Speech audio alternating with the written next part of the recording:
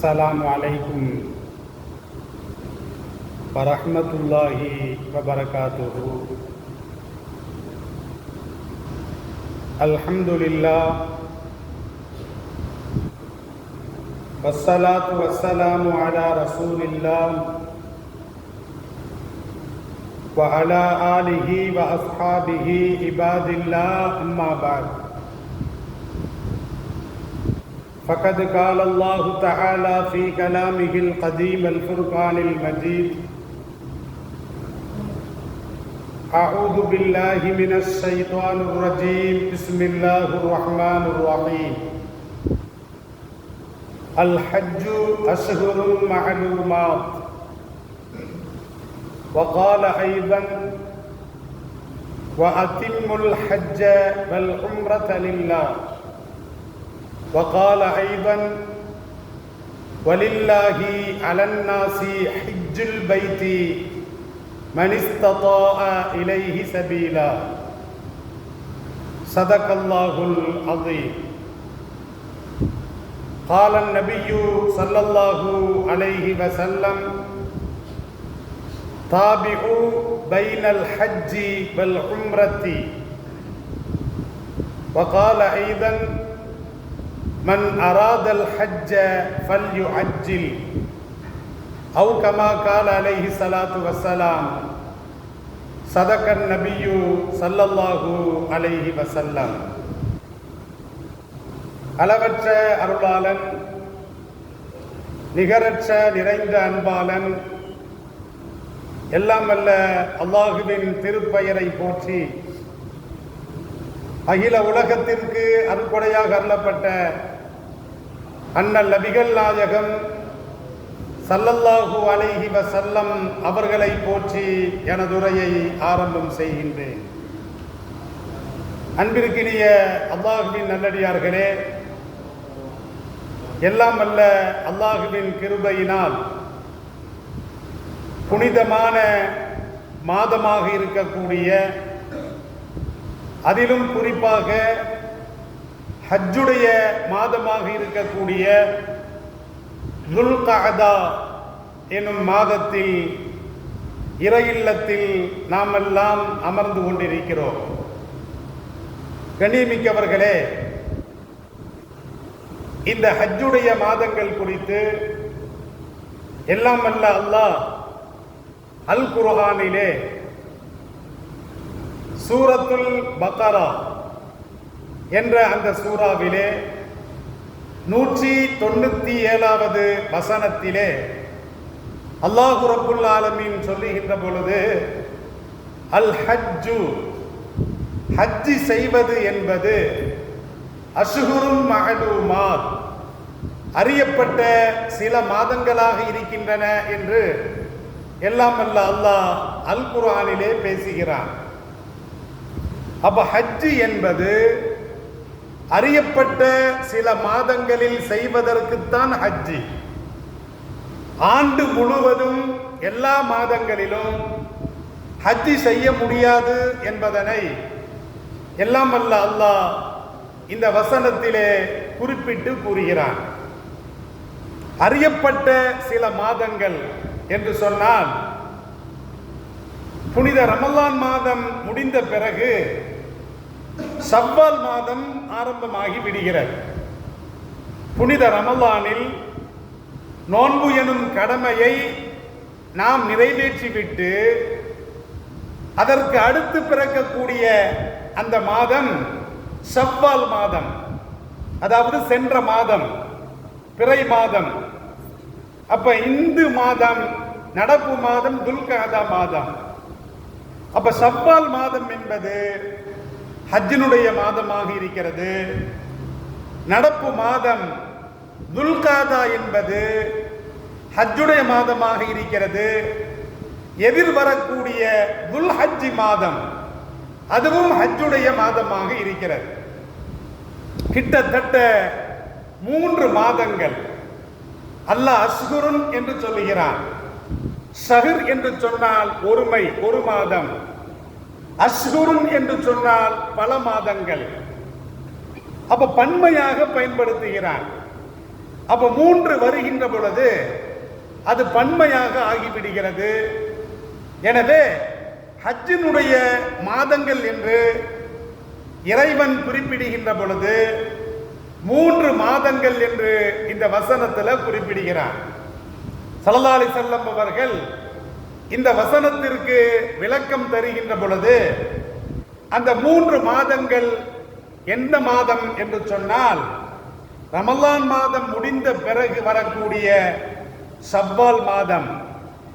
அப்ப ஹஜ்ஜுடைய மாதம் ஷவ்வால் மாதத்திலிருந்து தொடங்கி விடுகிறது.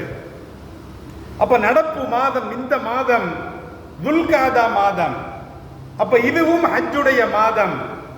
எதிர் வரக்கூடிய துல் ஹஜ்ஜி மாதம் பிறை 10 வரைக்கும் கிட்டத்தட்ட ஹஜ்ஜுடைய மாதங்கள் 3 மாதங்கள் என்று சொன்னால் நாட்கள் என்று வருகின்ற பொழுது 70 நாட்கள் அல்லது 72 நாட்கள். இந்த 3 மாதங்களில் 70 நாட்களோ அல்லது 72 நாட்களோ ஹஜ்ஜுடைய நாட்களாக இருக்கிறது. இதில் தான் ஹஜ்ஜி செய்ய முடியுமே தவிர முஹர்ரம் மாசத்துல ஹஜ்ஜி செய்ய முடியாது. ரமலான் மாசத்துல உம்ரா செய்யலாம், ஹஜ்ஜி செய்ய முடியாது. அப்ப கண்ணியமிக்கவர்களே, உம்ரா செய்வதற்கு மாதங்களோ காலங்களோ எந்த மாதங்கள் வேண்டுமானாலும் எந்த நாட்கள் வேண்டுமானாலும் உம்ரா செய்யலாமே தவிர ஹஜ்ஜி என்பது அப்படி அல்ல. குறிப்பிட்ட இந்த மாதங்களில் தான் ஹஜ்ஜி செய்ய முடியும் என்பதனை எல்லாம் வல்ல அல்லாஹ் தெளிவாகவே சொல்லி காட்டுகிறான். சூரத்துல் பக்ரா 196வது வசனம், அதிலே அல்லாஹ் சொல்லுகின்ற பொழுது வஅத்திம்முல் ஹஜ்ஜ வல் உம்ரத லில்லாஹ், நீங்கள் அல்லாஹ்விற்காக வேண்டி ஹஜ்ஜையும் உம்ராவையும் இரண்டையும் பரிபூரணமாக செய்து கொள்ளுங்கள் என்று எல்லாம் வல்ல அல்லாஹ் அல் குர்ஆனிலே குறிப்பிடுகிறான். ஹஜ் என்பது யாரின் மீது கடமை?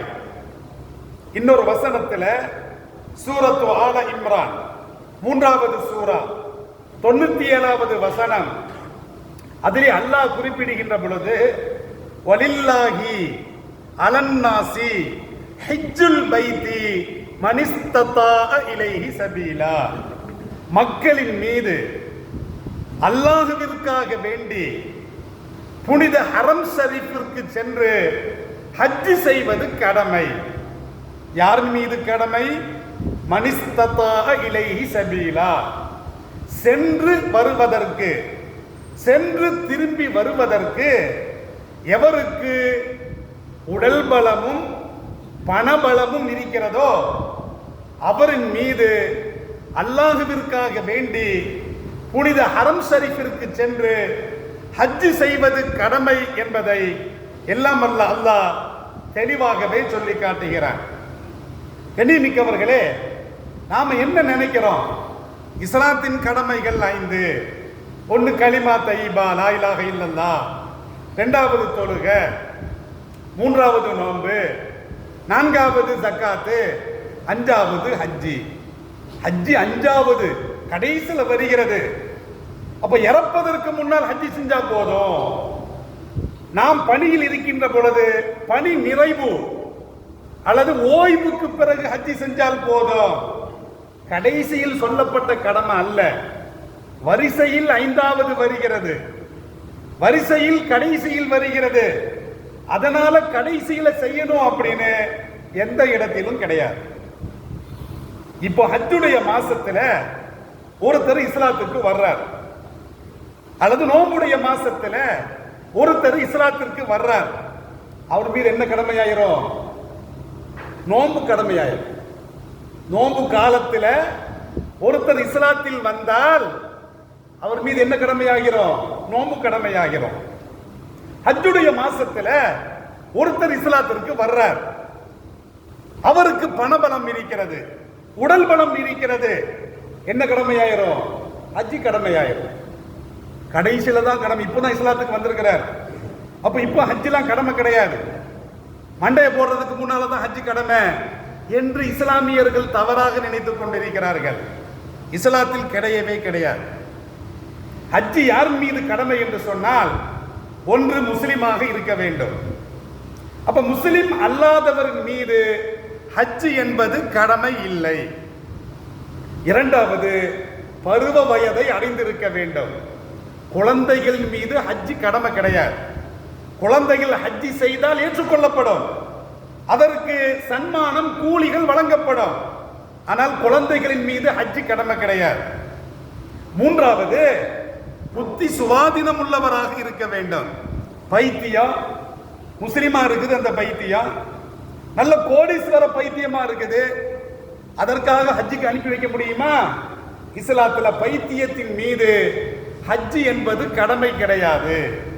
பைத்தியத்தின் மீது நோன்பு கடமை கிடையாது. பைத்தியத்தின் மீது தொழுகை கடமை கிடையாது. அப்ப புத்தி சுவாதீனம் உள்ளவராக இருக்க வேண்டும். மூன்றாவது நிபந்தனையை இஸ்லாம் தெளிவாகவே சொல்லி காட்டுகிறது. அப்ப நான்காவது நிபந்தனை இஸ்லாம் என்ன சொல்லுகிறது என்று சொன்னால், காபத்துல்லாஹ்விற்கு சென்று ஹஜ் செய்வதற்கு அவருக்கு பொருளாதார வசதி இருக்க வேண்டும். பிச்சை எடுத்துட்டு ஹஜ் செய்ய வேண்டிய அவசியமே கிடையாது. நான் ஹஜ்ஜுக்கு போறேன் அப்படின்னு சில பேர் வசூல் பண்றாங்க. அவர் மீது ஹஜ் கடமையே கிடையாது. நான் உங்களுக்காக துவா செய்கிறேன், நான் ஹஜ்ஜுக்கு போறேன், எனக்காக நீங்கள் பணத்தை வாரி தாருங்கள் என்று ஒருவர் கேட்டால் அவருக்கு பணம் வழங்கவே கூடாது. ஒரு ஏழையின் மீது ஹஜ் என்பது கடமையே கிடையாது. அல்லாஹ் குர்ஆன் என்ன சொல்றான்? வலில்லாஹி அலன்னாசி ஹஜ்ஜுல் பைத்தி மனிஸ்ததாஅ இலைஹி சபீலா. சென்று வருவதற்கு பொருளாதார வசதி இருக்க வேண்டும். அப்ப ஏழையின் மீது ஹஜ் என்பது கடமை கிடையாது. அப்ப பணக்காரராக இருக்க வேண்டும். நான்காவது, அஞ்சாவது நிபந்தனை என்ன அப்படின்னா, உடல் ஆரோக்கியம் உள்ளவராக இருக்க வேண்டும். பண வசதி இருக்கிறது, ஆனா நடக்க கூட முடியல, படுத்த படுக்கையா கிடக்கிறார். பண வசதி இருக்கிறது, அப்ப அவரால் சென்று வர இயலாது, மக்காவிற்கு சென்று வர இயலாது. அப்ப இவரின் மீது ஹஜ் என்பது கடமை கிடையாது. அப்ப சென்று வருவதற்கு உடல் பலம் இருக்க வேண்டும், இஸ்லாம் சொல்லி காட்டுகிறது. இந்த 5 நிபந்தனைகள் ஒருவரிடத்திலே வந்தால் அவர் மீது ஹஜ் கடமை. எல்லாருக்கும் வந்திருக்கும். நாம முஸ்லிமா இருக்கிறோம், பருவ வயதை அடைந்து விட்டோம், புத்தி சுவாதீனம் உள்ளவராக இருக்கிறோம், நல்ல கோடி கோடியா சம்பாதிக்கிறோம், உடல் திடகாத்திரமா இருக்குது, உடனே ஹஜ் செய்யணும். காலம் தாழ்த்து விடக்கூடாது. ஓய்வுக்கு பிறகு நான் ஹஜ் செய்வேன் அப்படின்னா, ஓய்வுக்கு பிறகு நீ வாழ்வாது என்பது என்ன கேரண்டி இருக்குது? என்ன வாரண்டி இருக்கிறது? இப்னு அப்பாஸ் ரலியல்லாஹு அன்ஹுமா அவர்கள் அறிவிக்கக்கூடிய ஒரு செய்தி அபூதாவுதுல பதிவு செய்யப்பட்டிருக்கிறது. ஸல்லல்லாஹு அலைஹி வஸல்லம் அவர்கள் சொல்றாங்க, மன் அராதல் ஹஜ்ஜ, யார் ஹஜ்ஜுக்காக நியத் வைத்து விட்டாரோ, ஃபல்யுஅஜ்ஜில், அதை துரிதமாக அந்த கடமையை அவர் செய்யட்டும். கண்ணியமிக்கவர்களே, ஏன் ஸல்லல்லாஹு அலைஹி வஸல்லம் சொல்றாங்க அப்படின்னா, இந்த ஹதீஸினுடைய தொடர்ல 3 காரணங்களை குறிப்பிடுகிறார்கள். என்ன 3 காரணம்? ஹஜ்ஜுக்கு எல்லா வசதியுமே இருக்குது, நியத்து வைக்கிறது கிடையாது. கண்ணியமிக்கவர்களே, ஸல்லல்லாஹு அலைஹி வஸல்லம் அவர்கள் கடுமையாக எச்சரிக்கை செய்வார்கள். எல்லா வசதி வாய்ப்புகளும் வந்து எவர் ஹஜ் செய்யவில்லையோ அவர் யூதனாக மரணித்தால் என்ன, நஸ்ரானியாக மரணித்தால் என்ன, கடுமையாக எச்சரிக்கை செய்திருக்கிறார்கள். அப்ப கண்ணியமிக்கவர்களே, ஏன் துரிதமாக ஹஜ்ஜை செய்ய வேண்டும்? ஏன் வேகமாக செய்ய வேண்டும்? வயசு காலத்துல தவாப் செய்ய முடியாது. முட்டுக்கால் வீங்கிறோம், குதிங்கால் வலி வந்துடும், கம்பை ஊனிட்டே போகணும், யாராவது கம்பை தடுத்தால் கீழே விழுந்து இறக்க வேண்டியது வந்துடும். அப்ப உடல் திடகாத்திரமாக இருக்கின்ற பொழுது அந்த அமல்களை அழகிய முறையில் செய்ய முடியும். ஒருவர் ஹஜ்ஜுடைய சகல வசதி வாய்ப்புகளும் வந்து அவர் ஹஜ்ஜை நினைத்து பார்க்கவில்லை என்று சொன்னார், அவர் ஹஜ்ஜை நாடவில்லை என்று சொன்னால், அவர் ஹஜ்ஜை நியத் வைக்கவில்லை என்று சொன்னால், ஸல்லல்லாஹு அலைஹி வஸல்லம் அவர்கள் சொல்றாங்க அவருக்கு நோய் வந்து விடக்கூடும். கொரோனா திடீர்னு இப்ப கூட பீதிய கலப்புறானோ, கொரோனா வந்து விட்டது 19 பேருக்கு, அப்ப நோய் வந்து விடக்கூடும். அப்ப நோயிலே அவர் அகப்பட்டு கொண்டால் அந்த கடமை அவரால் செய்ய முடியாது. ஸல்லல்லாஹு அலைஹி வஸல்லம் அவர்கள் சொல்றாங்க யாருக்கு எப்ப நோய் வருதுன்னு சொல்ல முடியாது. நல்லா இருப்போம், திடீர்னு ஏதாவது ஆயிரும். நம்ம நிலைமை அப்படித்தான் இருக்குது, நமக்கு கேரண்டி கிடையாது, இந்த உடலுக்கு எந்த கேரண்டியுமே கிடையாது. ஸல்லல்லாஹு அலைஹி வஸல்லம் அவர்கள் குறிப்பிடுறாங்க அவருக்கு நோய் வந்து விடக்கூடும். அதற்கு முன்னால் பணபலமும் உடல் பலமும் சகல வசதி வாய்ப்புகளும் அவருக்கு கைகூடி விட்டால் அவர் அந்த அமலை சீக்கிரமாக செய்யட்டும். ஃபல்யு அஜ்ஜில், தாமதப்படுத்தாமல் வேகமாக செய்யட்டும் என்று என் பெருமான் ஸல்லல்லாஹு அலைஹி வஸல்லம் அவர்கள் சொல்றாங்க. இரண்டாவது விஷயத்தை ஸல்லல்லாஹு அலைஹி வஸல்லம் அவர்கள் குறிப்பிடுகின்ற பொழுது தலில்லுல் லால்லத்து, லால்லத் அப்படின்னா விழுபொருள், அவருடைய பணம் கீழே விழுந்துடும் தொலைஞ்சிரும். ஸல்லல்லாஹு அலைஹி வஸல்லம் சொல்றாங்க பெட்டியில சேர்த்து வச்சிருப்பாரு, பீரல்ல அடுக்கி வச்சிருப்பாரு, எவனாவது திருடிட்டு போயிருவான், அல்லது கையில வச்சிருப்பாரு எங்கேயாவது கீழே விழுந்துரும். அப்ப அவரை விட்டு அவருடைய செல்வந்தம் தவறிவிடக் கூடும், அல்லது தொலைந்து விடக்கூடும், அல்லது திருட்டு போயிடலாம். இரண்டாவது காரணத்தை என் பெருமான் ஸல்லல்லாஹு அலைஹி வஸல்லம் அவர்கள் சொல்றாங்க அடுத்த வருஷம் பார்த்துக்கலாம், பேரம் பேத்தி எடுத்த உடனே போய்க்கலாம், ஒரு 10 வருஷம் கழிச்சு போய்க்கலாம். ஸல்லல்லாஹு அலைஹி வஸல்லம் அவர்கள் சொல்றாங்க அவ் தாருதுல் ஹாஜத்து, ஹஜ்ஜை அவர் தாமதிக்கின்ற அந்த காலம் எல்லாம் ஏதேனும் இன்னொரு செலவு வந்துடும். ஹஜ்ஜுக்காக சேர்த்து வச்சிருப்பார், உடனே செய்யலனா அதற்கு தண்டனை என்ன தெரியுமா? வேறு ஒரு செலவை அல்லாஹ் ஏற்படுத்தி விடுவான். அப்ப ஹஜ்ஜுக்காக சேர்த்து வைத்த அந்த சொத்துக்களை எல்லாம் வேற ஒரு தேவைக்கு அவர் செலவிட்டால் கடைசியில் என்ன செய்ய முடியும்? ஹஜ்ஜி செய்ய முடியாது. அப்ப எம்பெருமான் ஸல்லல்லாஹு அலைஹி வஸல்லம் அவர்கள் இப்படி குறிப்பிடுறாங்க.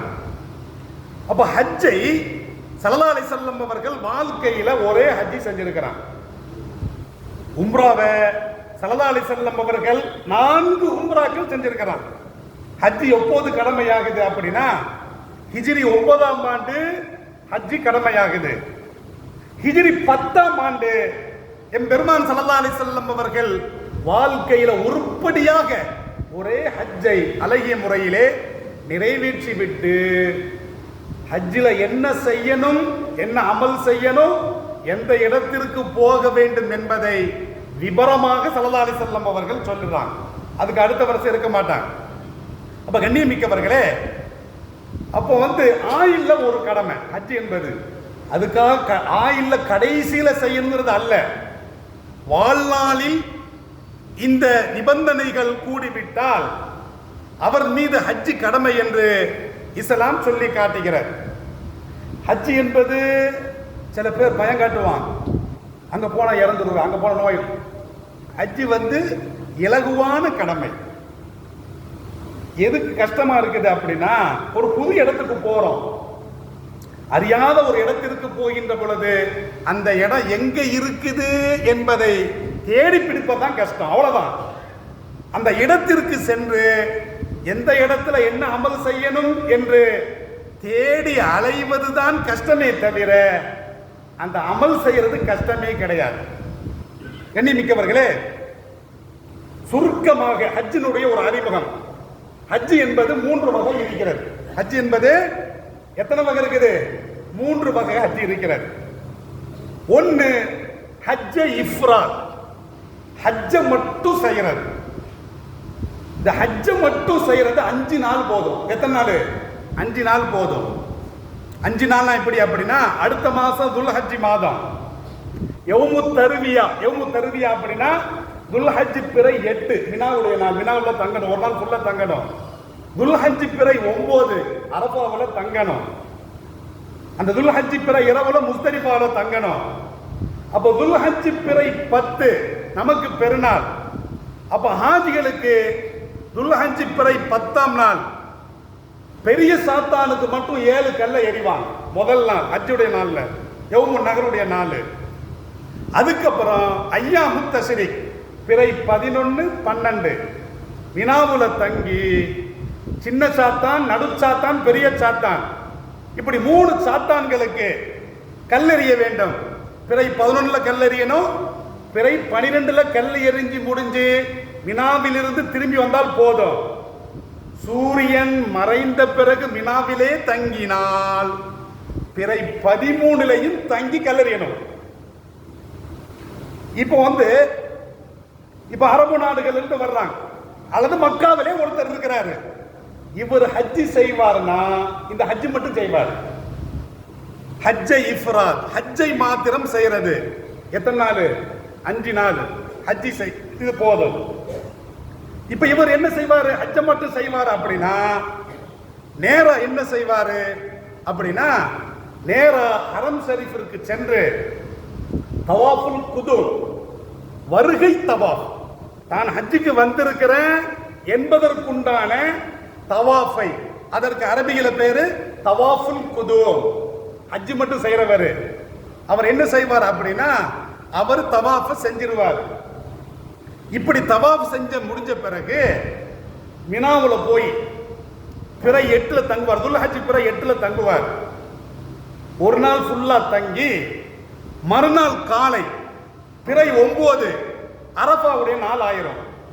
சூரியன் உதயமானதிலிருந்து சூரியன் மறைகின்ற வரைக்கும் அரஃபாவுல தங்கினா போதும். எங்க வேண்டுமானாலும் தங்கலாம். அதாவது ஹஜ்ஜினுடைய ஷர்த்து 4. ஒன்னு இஹ்ராம் கட்டுறது. ஹஜ்ஜுக்காக இஹ்ராம் கட்டுகின்ற பொழுது ஹஜ்ஜை மாற்றம் செய்யக்கூடியவர் லப்பைக் ஹஜ்ஜத்தன், இறைவா நான் ஹஜ்ஜை மட்டும் செய்கிறேன், ஹஜ்ஜுக்காக இஹ்ராம் கட்டுகிறேன் என்று அவர் இஹ்ராம் கட்டுவார். ஹஜ்ஜினுடைய மிக முக்கியமான 2வது ஷர்த்து என்ன அப்படின்னா, பிறை 9 அரஃபாவுல தங்குறது. அரஃபாவுல 1 நிமிடம் கடந்து போனாலும் போதும். இது ஹஜ்ஜினுடைய மிக முக்கியமான நிபந்தனை. 3வது நிபந்தனை என்ன அப்படின்னா, நேரா வந்து காபாவிற்கு வந்து ஹஜ்ஜினுடைய தவாஃபை செய்கிறது. 3வது நிபந்தனை. 4வது, ஹஜ்ஜினுடைய தவாஃபை செய்து முடித்த பிறகு சஃபா மர்வாவுக்கு மத்தியில 7 முறை தொங்கோட்டம் ஓடுவது. ஹஜ்ஜினுடைய 4 நிபந்தனைகள். முஸ்தலிஃபாவுல தங்கிறது அது மிக கட்டாயம் கிடையாது. விடுபட்டு போனா நஷ்டஈடு கொடுத்துடலாம். அரஃபாவுல தங்காம போனா ஹஜ்ஜே கூடாது, நஷ்டஈடு கொடுக்க முடியாது. ஹஜ்ஜினுடைய தவாஃபை செய்யாம போனா ஹஜ்ஜே கூடாது. ஹஜ்ஜினுடைய தவாஃபுக்கு பிறகு அந்த சஃபா மர்வாவுக்கு மத்தியில் தொங்கோட்டம் ஓடவில்லை என்று சொன்னால் ஹஜ்ஜே கூடாது. இந்த 4 இஹ்ராம் இல்லாம ஹஜ் செய்ய முடியாது. அரஃபாவுக்கு போகாம ஹஜ்ஜி கூடாது. அதே மாதிரி ஹஜ்ஜினுடைய தவாஃபை செய்யாம ஹஜ்ஜி கூடாது. அதற்கு பிறகு சஃபா மர்வாவுக்கு மத்தியில தொங்கோட்டம் ஓடாம ஹஜ்ஜே கூடாது. இது ஒரு வகையான ஹஜ்ஜி. 2வது ஹஜ்ஜே கிரான். ஹஜ்ஜே கிரான் அப்படின்னா ஒரே இஹ்ராமுடைய ஆடையில உம்ராவையும் ஹஜ்ஜையும் நிறைவேற்றுறது. ஒரே இஹ்ராமுடைய ஆடையில ஸல்லல்லாஹு அலைஹி வஸல்லம் அவர்கள் வாழ்க்கையில ஹஜ்ஜை கிரான் செஞ்சாங்க. இந்தியாவிலிருந்து செய்யக்கூடியவர்கள் இந்த ஹஜ்ஜை செய்ய மாட்டாங்க. ஒரே இஹ்ராமுடைய ஆடை. என்ன செய்வாங்கன்னா, முதல்ல உம்ரா செய்வாங்க. உம்ரானா என்னது? காபாவிற்கு சென்று 7 முறை தவாஃப் செய்யறது. ஒரு தவாஃப்ங்கிறது 7 சுற்றுக்கள். 7 முறை தவாஃப் செஞ்சு முடிச்ச பிறகு சஃபா மர்வாவுக்கு மத்தியில 7 தடவை தொங்கோட்டம் ஓடுறது. ஓடி முடிச்ச பிறகு முடிய வெட்டுறது அல்லது முடிய களையம். இதுதான் உம்ரா. சிம்பிளான அது. இடம் தெரியாம தான் கஷ்டப்படுறாங்க. இந்த உம்ரா முடிச்ச பிறகு என்ன செய்வாங்கன்னா, அந்த இஹ்ராமிலேயே மினாவுல நான் சொன்னோம் இல்லையா, 8வது நாள் மினாவுல கண்டிப்பா தங்கணும். 9வது நாள் அரஃபா, 10வது நாள் யௌமுன் நஹர். ஒரு பெரிய சைத்தானுக்கு மட்டும் 7 கல்லை எறியணும். 11, 12 அந்த 3 சாத்தான்களுக்கு கல்லை எறியணும். இது ஹஜ்ஜை கிரான். ஒரே இஹ்ராமில் உம்ராவையும் நிறைவேற்றி விட்டு ஹஜ்ஜையும் நிறைவேற்றுறது.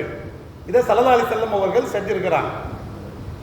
ஆனால் இந்தியாவிலிருந்து செல்லக்கூடியவர்கள் நாம செய்யற ஹஜ் என்பது ஹஜ்ஜே தமத்து.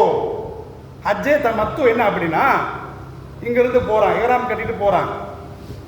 அதாவது மேற்காசியாவில் இருக்கக்கூடியவர்கள் அவர்கள் எங்கே இஹ்ராம் கட்ட வேண்டும் என்று சொன்னால் எலம்லம் என்ற இடத்துல இஹ்ராம் கட்ட வேண்டும். இப்ப அந்த காலத்துல கடல் மார்க்கமா போனாங்க, அந்த இடம் வருவதற்கு முன்னால் அறிவிச்சான். இப்போ ஆகாய மார்க்கமாக போறான். ஆகாய மார்க்கமாக போறதுனால மேல போய் இஹ்ராம் உடைய கட்ட முடியாது.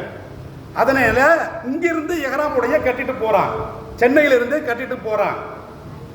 இவங்கெல்லாம் யார் அப்படின்னா மேற்காசியாவில் இருக்கக்கூடிய இந்தியா, பாகிஸ்தான், பங்களாதேஷ், ஆப்கானிஸ்தானு, வேற ஸ்ரீலங்கா, மியான்மரு, தாய்லாந்து, சிங்கப்பூரு, மலேசியா, மாலத்தீவு, பூடான், இந்த 11 நாடுகள் மேற்காசியாவில் இருக்கின்றன. அப்ப இவர்களுக்கு இஹ்ராமுடைய அந்த இடம் என்பது எலம்லம். கடல் மார்க்கமா போனா தெரிஞ்சிடும். ஆகாய மார்க்கமாக இப்போது ஹஜ்ஜுடைய பயணம் நடைபெறுகின்ற காரணத்தினால் இங்கிருந்து இஹ்ராமுடைய கட்டிட்டு போறாங்க. இஹ்ராமுடைய கட்டும் பொழுது என்ன சொல்லுவாங்க தெரியுமா? லப்பை உம்ரத்தன், இறைவா நான் உம்ராவிற்காக வேண்டி இஹ்ராமுடைய அணிகிறேன். இஹ்ராமுடைய அணிஞ்சிட்டு நேரம் போய் தவாப் செஞ்சுட்டு அப்ப சஃபா மர்வாவுக்கு மத்தியில தொங்கோட்டம் ஓடிட்டு முடிகளை களைந்து விட்டால் உம்ரா முடிஞ்சது. இஹ்ராமுடைய கலத்திட வேண்டியதான். அப்படிதானே? இப்போ 10 நாளைக்கு முன்னால போயிருப்பாங்க, போன மாசம் போயிருப்பாங்க, முன்கூட்டி போனவங்க மதீனாவுல தங்க வச்சிருவாங்க. ஹஜ் முடிஞ்சு பின்னால வர வேண்டியதுதான். இப்ப என்ன செய்வாங்கன்னா பிறை துல்ஹஜ் பிறை 8ஆம் நாள் வரைக்கும் இவர்கள் காத்திருப்பாங்க. யௌமு தர்வியா 8ஆம் நாள் வரைக்கும் என்ன செய்வாங்கன்னா மஸ்ஜித் ஆயிஷாவுல போய் எத்தனை உம்ரானாலும் செய்யலாம். உம்ரானா இதான். அவங்களுக்கு வாய்ப்பு கிடைக்கும் பொழுது, வசதி கிடைக்கும் பொழுது மஸ்ஜித் ஆயிஷால போய் இஹ்ராமுடைய அணிஞ்சிட்டு இப்படி உம்ரா செஞ்சுட்டே இருப்பாங்க. துல்ஹஜ் பிறை 8 வந்து விட்டால் இங்கிருந்து செல்லக்கூடிய ஹஜ்ஜே தமத்து செய்யக்கூடியவர்கள் அப்ப இஹ்ராம் கட்டுவாங்க. அப்ப எப்படி இஹ்ராம் கட்டுவாங்கன்னா லப்பைக் ஹஜ்ஜத்தன். அப்ப 2 இஹ்ராமுடைய ஆடை, கிரான் அப்படின்னா ஒரே இஹ்ராமுடைய ஆடையில் ஹஜ்ஜையும் உம்ராவையும் சேர்த்து செய்யறது. கிரான்னா சேர்த்து செய்யறது. இது ஹஜ்ஜை கிரான். ஹஜ்ஜே தமத்து அப்படின்னா இஹ்ராமுடைய உம்ராவுக்காக இஹ்ராமுடைய ஆடை அணிந்த பிறகு உம்ரா நிறைவேற்றிய பிறகு அந்த ஆடையில் இருந்து ரிலீஃப் ஆகிறது, சுகம் கிடைக்கிறது.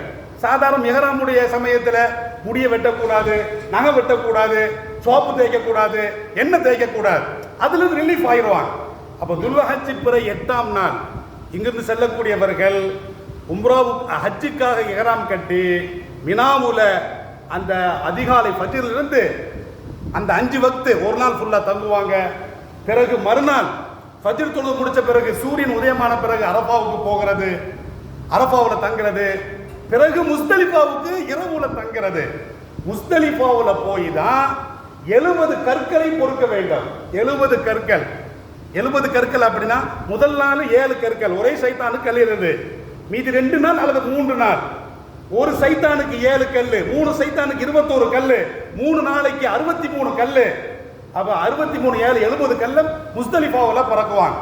அப்ப முஸ்தலிஃபால இரவு தங்கிட்டு பிறகு 10ஆம் நாள் அன்று நேர மினாவுக்கு வந்து சூரியன் உதயமானதிலிருந்து சூரியன் மறைகின்ற வரைக்கும் பிறை 10ஆம் நாள் அன்று பெரிய சாத்தானுக்கு மட்டும் கல் எறிகிறது.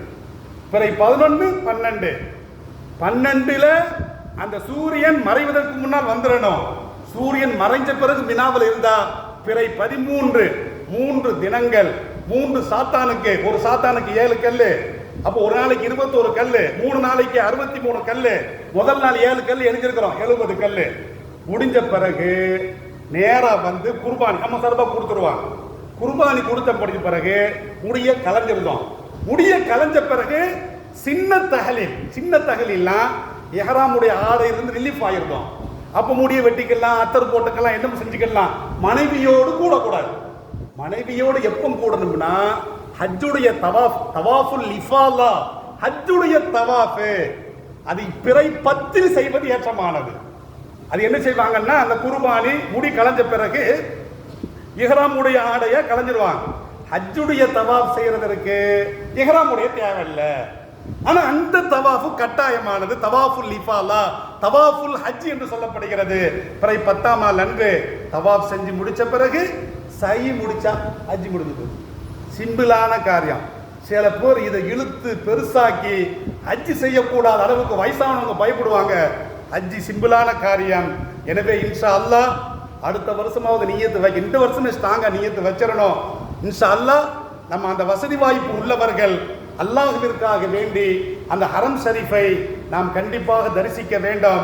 அப்படிப்பட்ட அந்த பாக்கியத்தை எல்லாம் அல்லாஹ் இந்த உலகத்தில் வாழக்கூடிய எல்லா முஸ்லிமான மூமினான ஆண்களுக்கும் பெண்களுக்கும் வழங்கி அருள்பாலிப்பானாக. வாஹிரு தஅவானா அனில் ஹம்துலில்லாஹி ரப்பில் ஆலமீன். வஸ்ஸலாம் அலைக்கும் வரஹ்மத்துல்லாஹி வபரகாத்துஹு.